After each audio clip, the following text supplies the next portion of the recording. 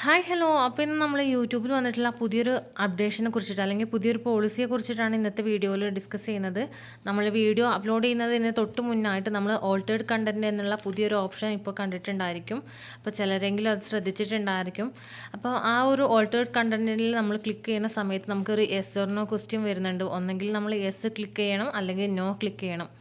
അപ്പോൾ ഏത് ടൈപ്പിലുള്ള ആളുകളാണ് യെസ് ക്ലിക്ക് ചെയ്യേണ്ടത് അല്ലെങ്കിൽ നോ ക്ലിക്ക് ചെയ്യേണ്ടത് എന്നുള്ളതിനെ കുറിച്ചിട്ടുള്ള ഒരു ഡൗട്ട് നിങ്ങൾക്ക് ചിലർക്കെങ്കിലും ഉണ്ടായിരിക്കും.